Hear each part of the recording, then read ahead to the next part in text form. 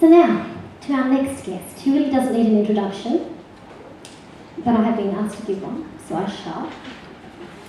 He's so often in the media that Julian Burnside's reputation precedes him.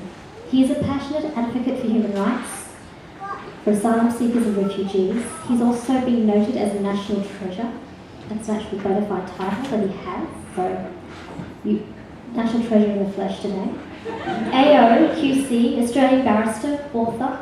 We are privileged to have this multifaceted, award-winning, humble, wise gentleman address us tonight. His enormous profile and even bigger heart make it a pleasure to welcome Julian Burnside.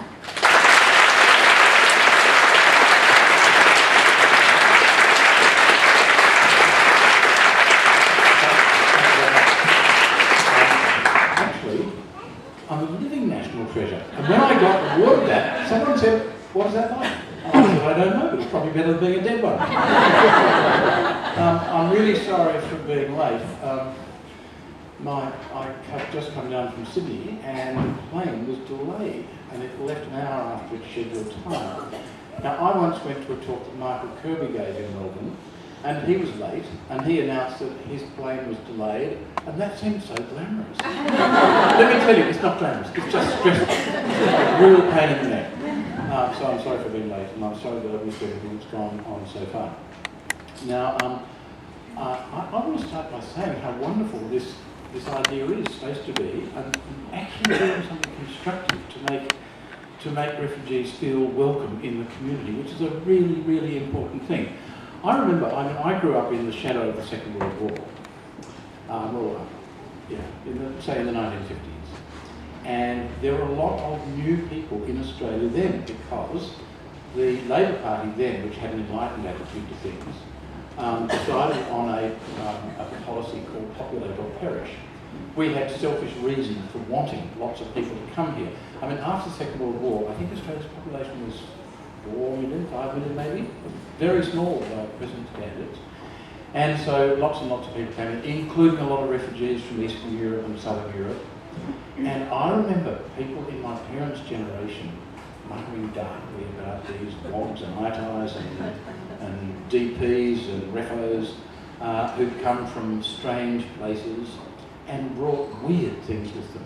Weird food like coffee with froth on the top. Revolting food like squid. Until only, what, 10 years ago, squid was still the least expensive seafood you can get. And now it's probably the most expensive seafood you can get in the market. I remember particularly how people used to say, not my parents, but people of their generation would say how refos didn't mix in. They didn't dress properly because they dressed in black from head to foot, and they were too religious, and they had too many children, and their women didn't learn to speak English, and all of that seems to have been forgotten and forgiven because now we've all recognised the benefits that we as a society get from welcoming into our midst people from different cultures with different ideas. A lot of people still like drinking coffee with froth on the top. And I would blame that on populate or perish. We don't often enough stop and look around and remember the benefits that we get by encouraging other cultures to come here and make them learn and give them the opportunity to share their cultural values with us. And that's why something like Space to Be is a fabulous initiative. I'm really, really pleased to see it happening. Because we have a very strangely bipolar view of refugees in this country. For those of you who don't, I think I'm singing to the choir tonight, but for those of you who don't know, we have 3 different streams of refugees that come into Australia. One of them is popular but unnoticed, the second is simply unnoticed, and the third is noticed and is terribly unpopular, and yet they're largely the same sorts of people. We have the offshore resettlement scheme, which is really good. We ought to be proud of it. We reach out to refugee camps in other countries and we pick refugees and we bring them to Australia and help resettle them, and that's terrific. And that's the one which has a quota on it, a quota of, at the moment, 13,750 people per year. And understandably, you would need a quota on a program like that, because otherwise you could say, okay, we'll take the 50 million and that'll be it. Because we're such a small, crowded country, after all. And so that's the first group. And it's a terrific thing. Not every country has an offshore resettlement scheme. It's not entirely unselfish.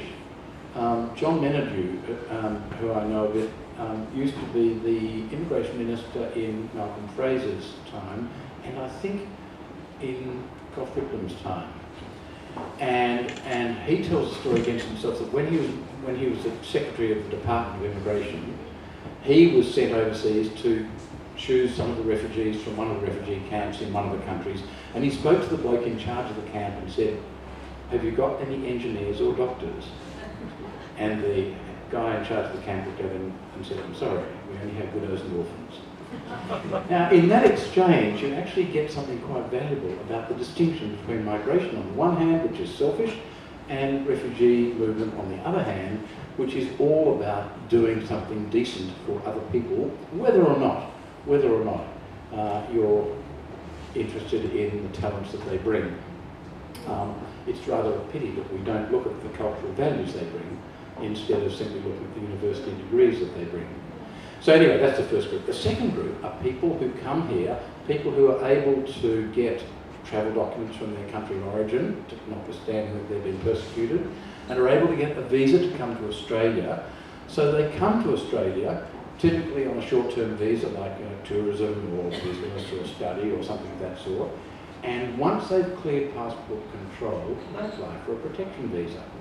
And guess what? Surprise, surprise, as soon as their initial visa runs out, they're given a bridging visa, so they get to live in the community, unnoticed, untroublesome, not causing concern to anyone, and that they can live in the community for as long as it takes to determine whether they're refugees or not. As it turns out, on the figures, about 30% of them turn out to be refugees on our assessment, and the rest not. So let's call them the aeroplane people. So we've got offshore resettlement people, aeroplane people, and the third group, the group that everyone knows about, and that is people who come by boat. Why do they come by boat? Well, because they can't get travel documents. So for example, a country which is persecuting an unpopular minority is probably not going to give them a passport if they ask for it. Australia is probably not going to give them a tourist visa if they ask for it. So for them to join the ranks of the aeroplane people is quite difficult. Why is this obsession with visas? Because Australia for a long time has said to the airline companies, if you bring anyone into Australia who is not permitted to enter the country, you have to take them back to the point of embarkation at your own cost. And airlines, being the canny business people they are, choose not to bring people. But you remember if you've flown into Australia, you notice how carefully they check your papers, and the reason is because they don't want to have to cover the cost of transporting you back to where you got on the plane. Now, so boat people can't get travel documents from their own country, or they can't get a visa to come to Australia, and so they do the only thing open to them. They use people smugglers to get them to another place. Now, we've had Afghan asylum seekers living with us for years, and one of them told us about his people smuggler, a Pashtun, strangely enough, a Pashtun, because the Pashtun and the Hazaras are sort of sworn enemies, and the Hazaras are the ones who are coming to Australia as refugees at the moment. And this guy said that his people smuggler had 3 tariffs. The cheapest destination was Australia. Not the most popular, the cheapest. The next most expensive was Europe, and the most expensive was America.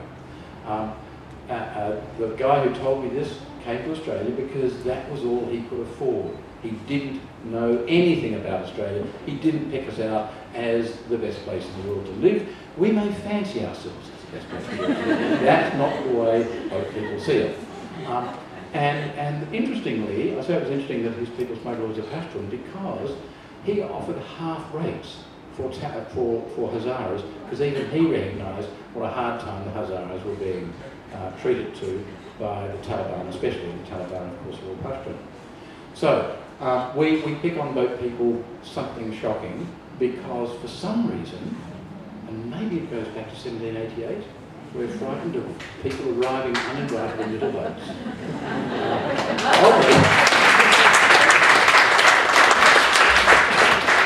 Oddly, Aborigines, who might have a plausible basis for that fear, have been very welcoming as a group, by and large, to boat people. They seem not to share the anxiety which afflicts our political, I was going to say political leaders, they're not leaders at all, but you know, the people in charge of the joint. So what do we do? What do we do to express our anxiety about boat people? By the way, have a look at some figures. I know figures are boring, but remember John Howard?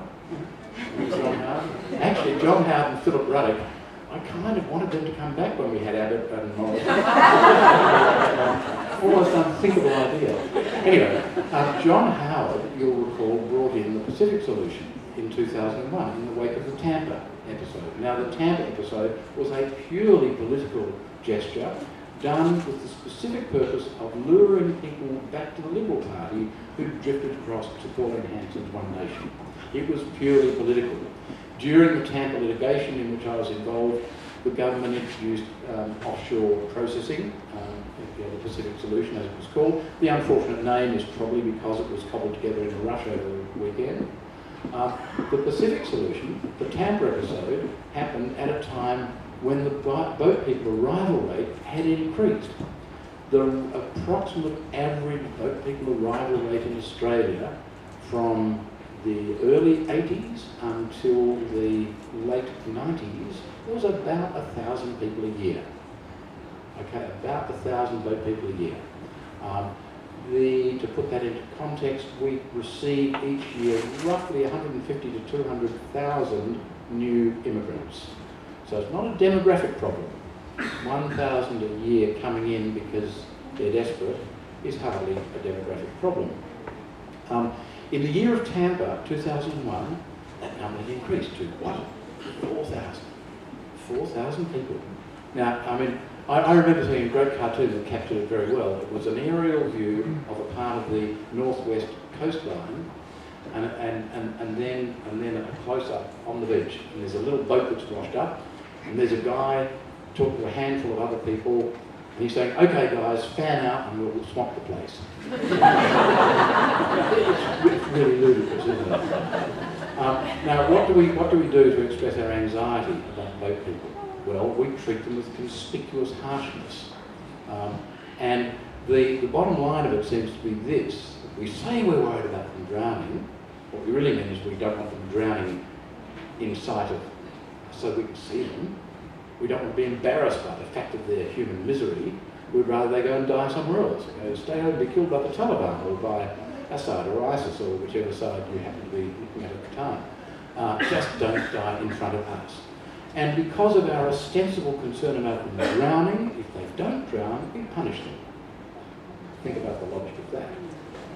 What we do, we have ramped up the offshore processing idea, and we've coupled with it a promise that they will never be resettled in Australia.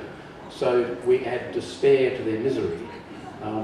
We've now got people in Nauru and in Manus Island, part of Papua New Guinea, and in those places they are treated horribly. One story only. I had a meeting with some people who were health workers in Manus Island, and it was a sort of informal conference. 5 of them, one bloke from Iran who attended by Skype. He'd been a detainee in Manus Island, and a senior Labor politician who I'd known for a long time. One of the doctors told a story. This doctor he said, he's not a bleeding heart like me, he apparently had worked most of his professional life in the prison system in Australia. But he decided to do a year in Manus Island because the pay was good. So he gets over to Manus Island and he said the first thing that occurred to him when he first saw the compound was, this is what the concentration camps must have been like. Shocking thought. Second, after a month or two, he said the conditions in which they're held and the way in which they're treated is 100 times worse than he's seen in any Australian prison, even in the maximum security system. And third, by the end of the year, he was convinced that barely below the surface, the unstated purpose of their treatment on Manus was to break their spirit so they'd abandon their claims for protection and go home voluntarily to face persecution wherever they'd come from. And that actually rings true, because I've had dozens of refugees say to me over the years, one way or another, independently of each other, say to me, in my country they kill you quickly, in Australia they kill you slowly. And we are actually trying to force them all back by making life in detention so miserable, so wretched, that they will give up and decide that persecution is better than what we do to them. It's really dismal. And there are so much better things that we could do. I don't know if you know how much all of this costs us. The mistreatment of boat people is fantastically expensive. In fact, it's very difficult to get hard figures because bits of it are buried in, overseas aid and that sort of stuff. But the most reliable figure I've seen appears to be about $5 billion a year. That's for the whole detention system, onshore and offshore. Now, $5 billion is an unimaginably big number. It's the sort of number only Gina Reinhardt understands. Joe Hocken pretended to understand, but didn't really. But Gina Reinhardt hasn't lost her job. I've worked out a new unit of measure. What our present detention system costs, taking onshore and offshore together, is 1 million Geelong chopper rides every year. That's a lot of money. Now, a lot of people say, well, what are the alternatives? Well, I can think of two alternatives immediately. The first is probably not politically plausible because we've disgraced ourselves internationally to such an extent. But the first is this. You approach the UNHCR, the UN Refugee Agency. Their annual global budget is about $6 billion a year. It used to be less than that. About $6 billion a year. To deal with 50 million refugees, okay? What's our load? Well, at the highest point, 25,000 in 1 year, normally maybe a few thousand. So we say to them, okay, look, we'll give you $1 billion a year if you use that specifically for processing asylum claims in Indonesia and Malaysia, because those are the jumping off points for people who come here as boat people. Let's process their claims. If you assess them as refugees, we will arrange their swift, safe resettlement, either here or in New Zealand or in Canada or America. We do whatever deals we have to do to make sure we can find a place for all of them. That would stop the boats, because you warn the people, you say to them, look, you've been assessed as a refugee, do not, whatever you do, use a people smuggler. We will resettle you safely and swiftly. It'll be 3 months or it'll be 3.5 months or whatever is a sensible thing in the circumstances. Now, we could do that, and it would need a bit of softening around the edges. The Indonesians don't like us very much because we've been extremely rude to them. I think the Malaysians aren't really keen on us, but money can get you anywhere. Money buys friends, especially in St Kilda, and your name knows that. No, I'm thinking of the Geelong bloke. Sorry, I apologise. Whoever he or she is. It would cause problems because, as I say, we've sort of made enemies of Indonesia and Malaysia. But if we offered them, say, $500 million a year each for their trouble, and it would be a trouble to them because you'd find more tigers coming down the line. I don't know how many of you know this, but of the boat people who've come here typically from Indonesia, over the last 15 years, 94% have been assessed by us as refugees, genuinely, legally entitled to protection. It's overwhelmingly likely that boat people are refugees because you don't risk your life as a lifestyle choice. It's just not a sensible thing to do. We know refugees die in their attempt to reach safety. But if the last and most dangerous leg of the journey is safe, well, of course, more people will come down and try their luck. And that will be a problem for Indonesia and Malaysia. And we will have to sort something out with them to make it go away as a problem or to make it manageable as a problem. But $2 billion a year is probably better than $5 billion a year if you're on the paying end.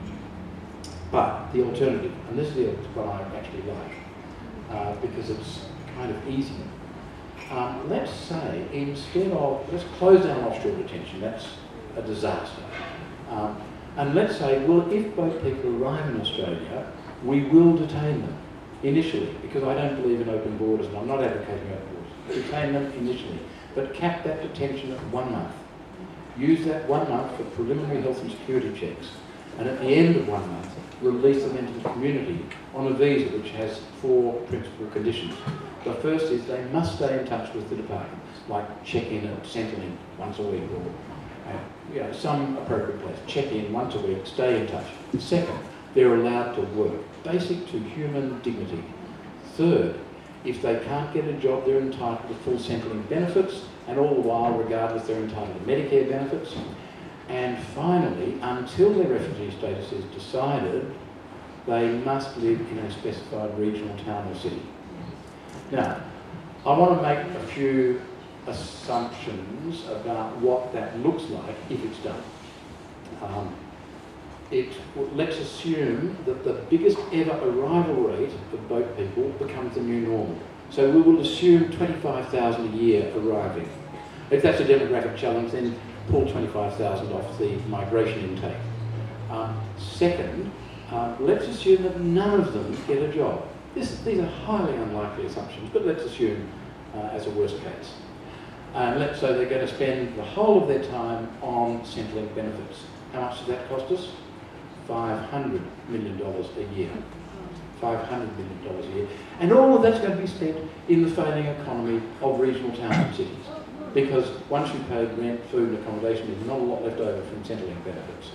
So $500 million a year to do some good for country towns, to do some good for asylum seekers, instead of $5,000 million a year to do some good for Transfield, some good for Wilson Security, some good for Nauru and Papua New Guinea, and disaster for the boat people about whom we are, after all, so concerned that we mistreat them. Incidentally, I think it's really important to bear this in mind, and I'll finish with this because I know the food's ready and everyone's hungry.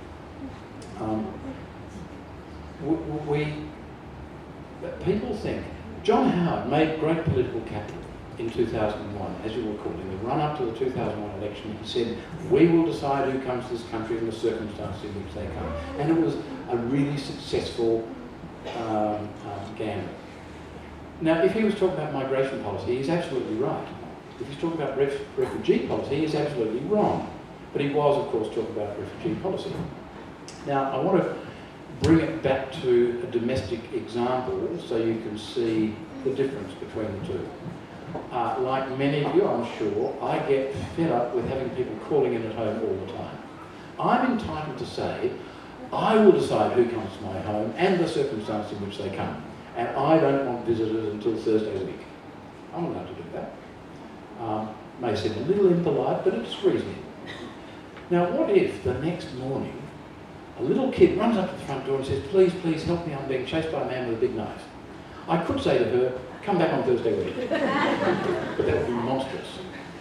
No matter how inconvenient it is that she's turned up being chased by a man with a big knife, of any decent person would say, come in, sit down, let's check your story, and if it's a fair income story, we'll keep you safe. And if you're having a hissy fit because mum said clean up your room, off you go home. That's the point. Everyone seems to look for some advantage in managing refugee movement. It's not about our advantage, it's about basic human decency and responding to that inner part of our being which thinks, maybe, if luck turned bad, I could be in that position and I would hope to be treated in the way I now plan to treat this person.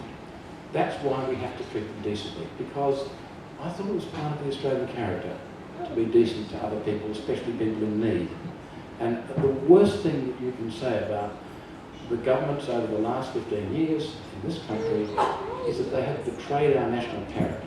They have brought us down, as a matter of fact, they brought us down in the eyes of the world. We used to have a reputation for being friendly, easygoing, fun-loving, generous, open-hearted people. Now we're seen as cruel and selfish. Now, that's not a change that is good for any of us. And that's why I was so impressed when I heard of Space to Be from the fact that this is actually going to be the genuine face of Australia. It's actually going to make people feel genuinely welcome in this country, no matter how they've come from another country. It will make them welcome, and it will give us the opportunity to benefit from everything they bring. Forget about university degrees, all the other good things that they bring, their culture, their food, their approach to life, the wisdom they can teach us. So I hope Space to Be is a great and long and successful future. Thank you.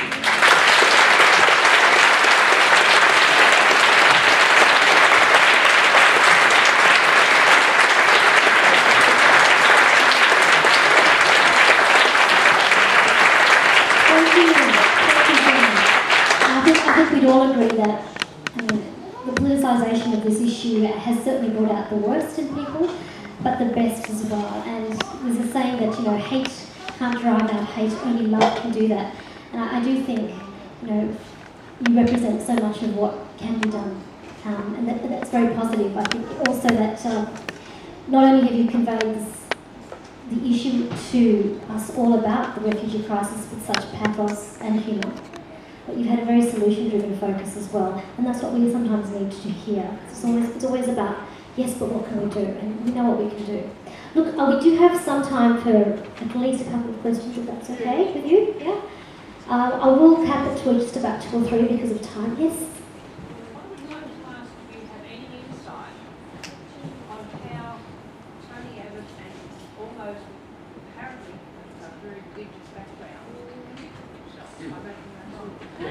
Okay, the question is how Tony Abbott and others with a deeply religious background managed to do what they do. I don't know. I really don't know. And not just, in his case, not just religious, but Roman Catholic religious. If it were Anglicanism, that would be easy to understand. Because I once heard an English comedian say, Anglicanism is a marvellous religion to have because you never actually lose it. You just forget where you put it. Although, to be honest, no, that was a flippant observation. I don't know. Scott Morrison, also conspicuously religious. I don't know. Look, I parted company with religion a long time ago. Even I can remember the parable of the Good Samaritan. I don't know what they did with it. Who knows? Have you noticed over the years the difference when we had the Surrey River Project come out? We had an influx of enormous number of immigrants coming out there to help with an amazing infrastructure. We don't seem to have that vision within politics. We have that very short cycle of politics. Do you think that affects it all? Because if they had the vision, they had that plan, then the need for much stronger integration would help. We used to have a vision like the Snowy Mountain scheme, lots of work came on the sort of precursor of 457 visas, I suppose. And do we have a vision now? I actually agree with your observation. We've gone to that short term, the 3-year electoral limit is the horizon. Our politicians these days don't seem to see beyond that. And frankly, that's why I said I don't think we've got any political leaders in the country. We don't have. Well, remember, Malcolm Fraser died in March this year, Gough Whitlam died actually, almost precisely 1 year ago, I think 19th of October last year. And no matter what people's politics were, they saw the passing of those 2 men as an enormous loss to the country because they represented the sort of political leadership we once had. Now, I think it's not all the fault of the politicians. They're driven by the media cycle, they're driven by news polls and things of that sort. But I long for the day when we will see a politician in this country who will say, this is what I believe, I'll try and persuade you to believe it as well, and we're going to put this belief into action. That's having a vision, that's being a leader. Instead, what we get is the Jim Hacker thing. Remember, Yes, Prime Minister, he said, I'm the leader, I must follow them. we're there.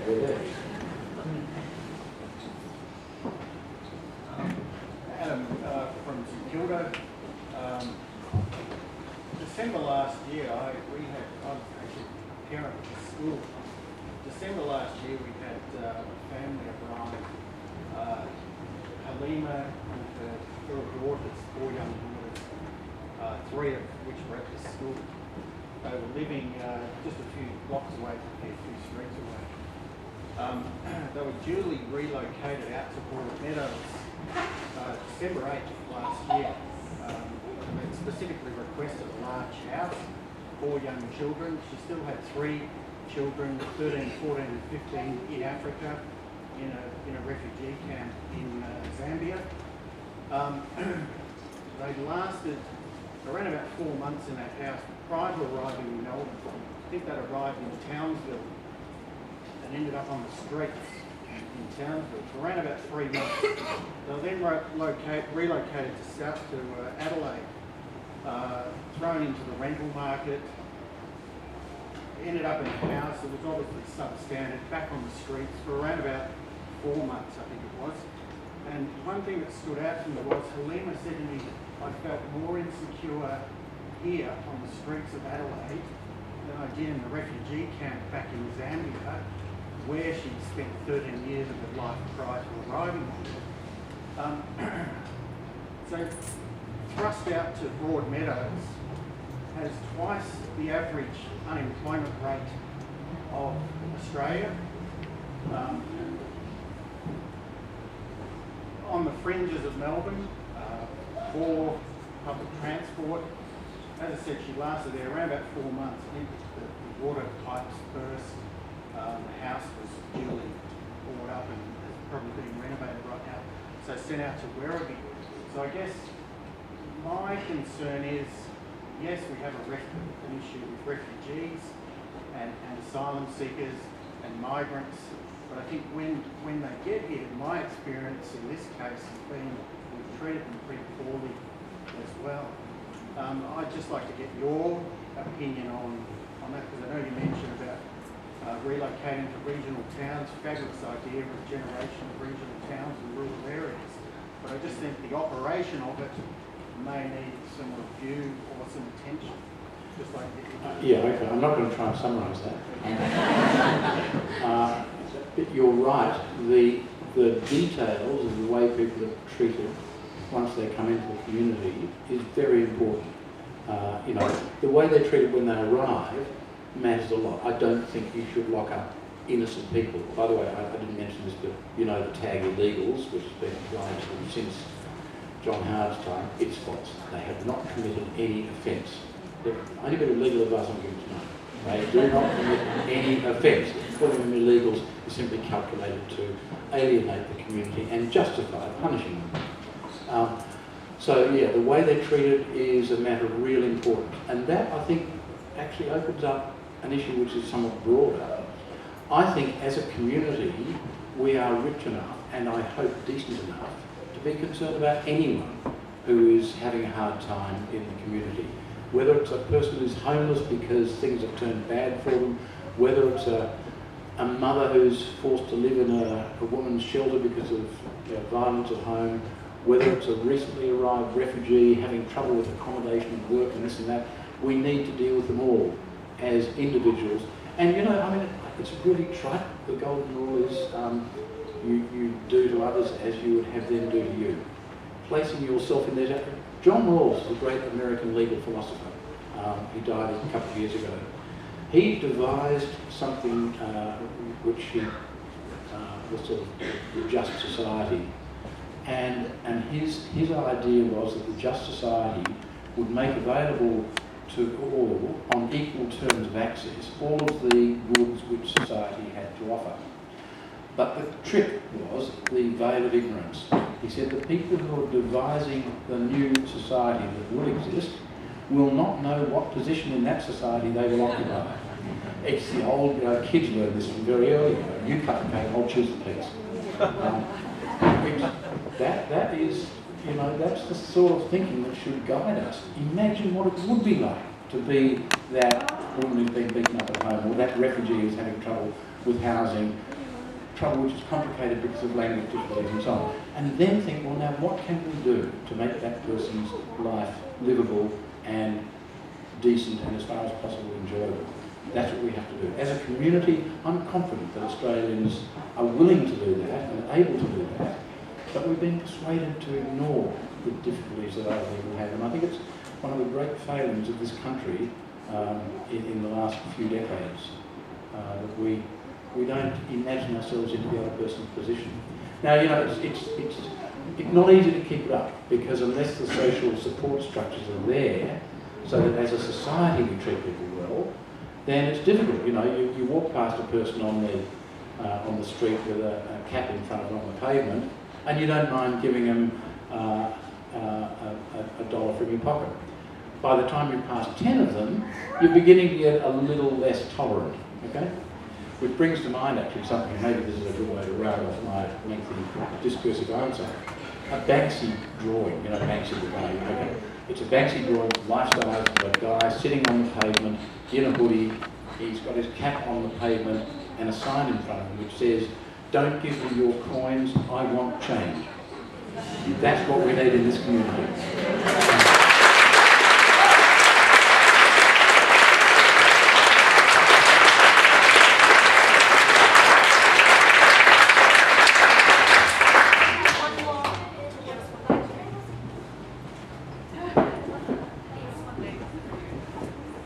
I actually called you because your hand was up first. No queue jumping. If anyone who jumps a queue, I'll actually look at the notes that I made for the speech and I'll give you a double dose. You'll have to speak up.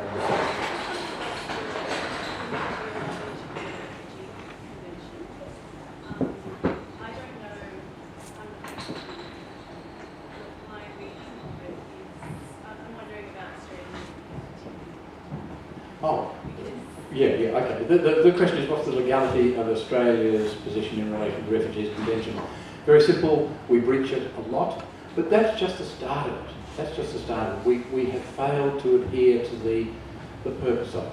The Refugees Convention came into force in 1951. It was a direct result of the Second World War and the aftermath of the Second World War. Because when the concentration camps in Eastern Europe and Germany were opened up, the world drew back in horror at what had happened. And they knew that they had turned away German Jews before the war who tried to escape to safety.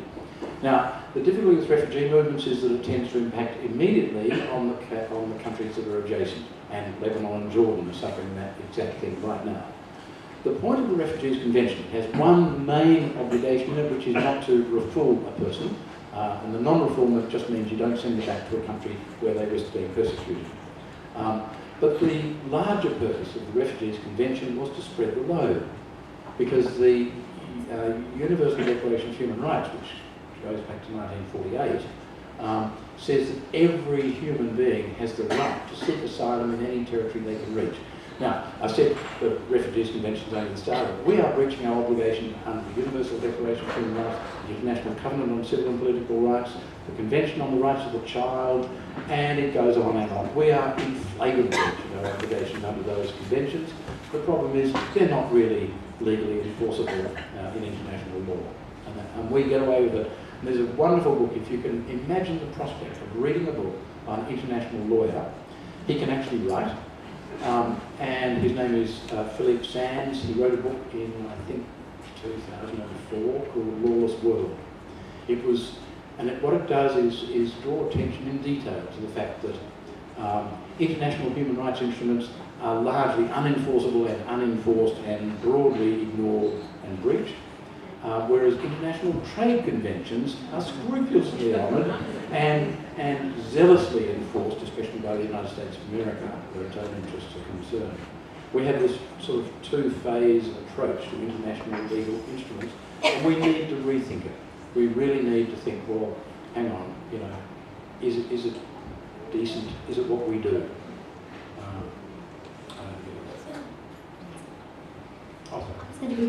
Just ask a quick follow-up. I did see something on Facebook, which means it's public record and probably true, on your page. Are you trying to see if Tony Abbott and Scott Morrison could be tried for crimes against humanity? You're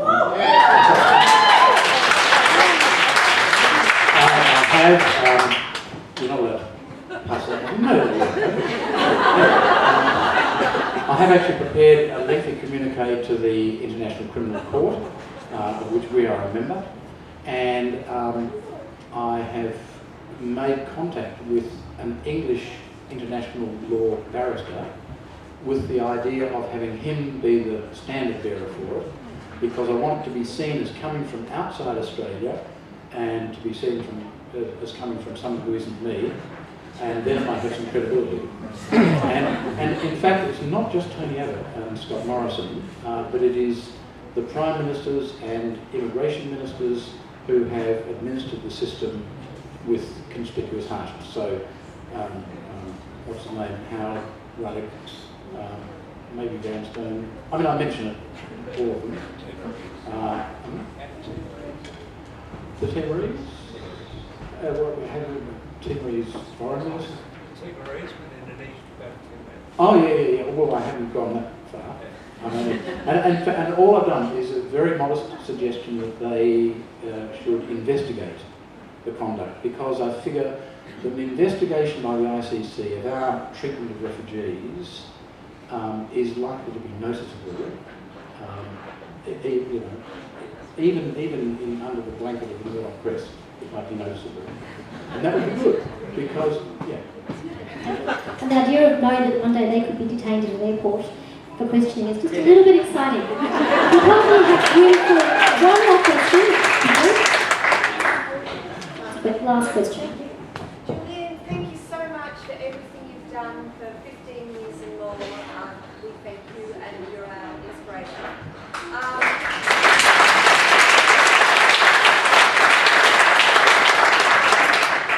What can we do to shame them into ethical behaviour?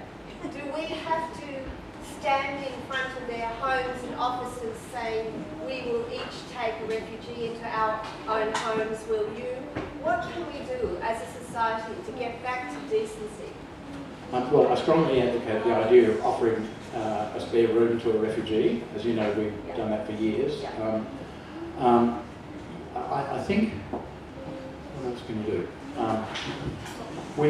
Lobbying is good. I mean, I've got a few things on the go. One, I've suggested to various groups that they start knitting the longest scarf in the world, and we'll, in the style of Madame Defarge, we'll knit the names of the key evildoers into the top of it, and then have it, and I got this started through Grandmothers Against Detention of Children, with the entirely fallacious idea, as Kate pointed out, that grandmothers knit and that other people don't. Anyone who wants to knit, just knit sections of scarf and then we'll link them all together. And then the idea is to have, especially some Grandmothers Against Detention of Children, present it to the Parliament while the Parliament is sitting. Yeah, it's the sort of, it's a bit of a bullshit thing, but it's the sort of thing that will break through the Murdoch blanket, and that's important. So if you like knitting, there's a possibility. I still think writing to parliamentarians to find out whether they know the facts is useful, but don't write a long letter persuading them that you're right and they're wrong, because it will not get read. If you go on my website, somewhere on my website there is a thing about how to write to parliamentarians, and the formula is keep it short. So, for example, Dear X, I'm a voter in your electorate. Do you think asylum seeking people are quote unquote illegal? If yes, what offence do they commit? Yours faithfully. There's nowhere to hide if you write a letter like that. And I think I've put forward about a dozen questions you can ask, but don't also ask them all in one day. One or two maximum. And then keep a tally of whether you get answers. And if they don't answer you at all, shame them. And if they answer you if they respond without answering the question, ask the question again. Dear X, I'm still a voter in your electorate. You replied to my letter, but you did not appear to answer the questions. Here they are again. A, B, yours faithfully. Keep at it. Keep at it. People are doing it, and the more people do it, the more they are likely to feel this is something that's got some edge to it. In addition, I know from personal experience there's a couple of politicians who don't actually know the facts of all this. They've been sucked in by the illegals tag. They actually think that we are mistreating criminals. And if we were mistreating criminals and needed to be protected from them, border protection, there's a bit of a dishonesty. If we needed to be protected from them, it would make sense, more or less, to do what we're doing. But they're not illegal, they're not criminals, we don't need to be protected from them, and it doesn't make sense. Who's frightened of a 5-year-old child? I mean, goodness me. Really? Tony? Thank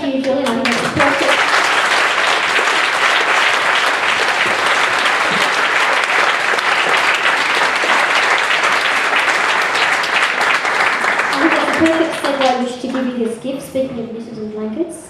We have a crafted monkey, which I believe has a tag attached to it reading Busara Makini, which means wise intellectual man. So, and I'm sure that's not just a random selection, I'm sure that is very strategic. On behalf of Space to Be, thank you for your participation. Please thank you in both sides.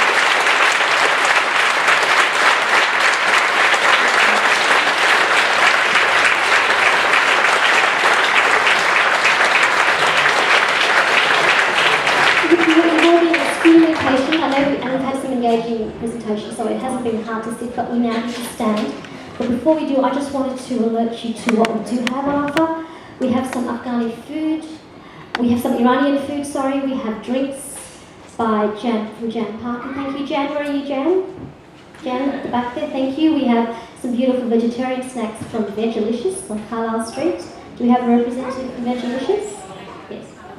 Oh, there's one, but we have food nonetheless. We also have some amazing fashion and artwork, which I'd like you to take some time to look at during the break as well. We'll reconvene in about 45 minutes, Janine? Yes, or 30, I'll let you know. In about 30 minutes, so please feel free to enjoy some food and some art. Thank you.